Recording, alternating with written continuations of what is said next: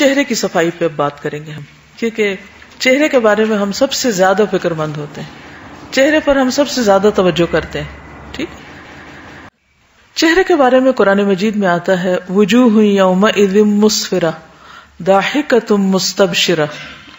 قیامت کے دن کچھ چہرے روشن ہوں گے، ہنستے مسکراتے ہوں گے، خوش ہوں گے، اور کچھ چہرے سیاہ ہوں گے، غمزدہ ہوں گے، پریشان ہوں گے.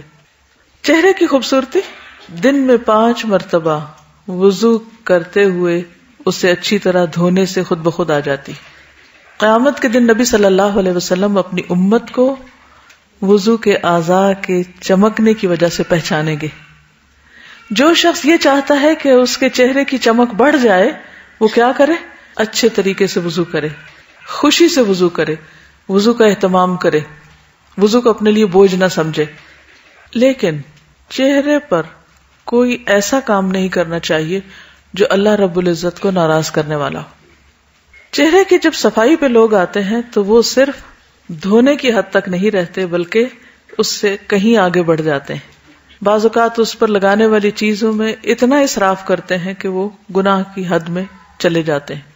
بعض اوقات اس صفائی میں سب کچھ چہرے سے نوچ ڈالتے ہیں بلکہ اپنی مرضی سے اپنی شکل میں کمی بیشی کرنے لگتے ہیں، جن میں بھویں بنانا وغیرہ یا پورے چہرے کے بال اکھاڑنا شامل ہے.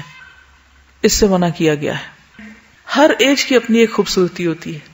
جو بچپن میں بچوں کے چہرے پہ خوبصورتی ہے اس کا اپنا ہی ایک حسن ہے یا اپنا ہی ایک انداز ہے. پھر بچے جب گرو کر رہے ہوتے ہیں، دانت ٹوٹے ہوئے ہوتے ہیں تو دیکھنے میں وہ نہیں ٹھیک لگتے مگر اس کے بھی ایک حسن ہے. پھر جب وہ جوان ہو جاتے ہیں ایک اور خوبصورتی ہے. پھر بڑھاپے کا اپنا ایک وقار ہوتا ہے. تو میرا خیال ہے کہ بدلتے حالات کے مطابق اپنے آپ کو ایڈجسٹ کرنا اور اس کو ایکسپٹ کرنا یہ بھی ضروری ہے. بیماری کا علاج اور اس کے اوپر رقم خرچ کرنے کا تو جواز ملتا ہے، لیکن اپنے جسم کو ایسے تجربات کی نظر کرنا اور پھر اس میں اس طرح کی تبدیلیاں کرنا درست نہیں. اگر یہ خلق کی تبدیلی میں نہیں آتا تو پھر کیا آئے گا؟ کیا اپنا گلا کاٹ کے کسی اور کا اپنے اوپر لگانا؟ یعنی خلق کی تبدیلی جس کا قرآن میں ذکر آیا ہے وہ پھر ہے کیا اگر یہ نہیں؟ تو ایکسپینسو پروسیجرز بھی ہوتے ہیں اور یقیناً ان کے سائیڈ ایفیکٹس بھی ہوں گے، کیونکہ نیچر میں خلل جو ہے وہ انسان کو ہمیشہ کاسٹلی پڑتا ہے.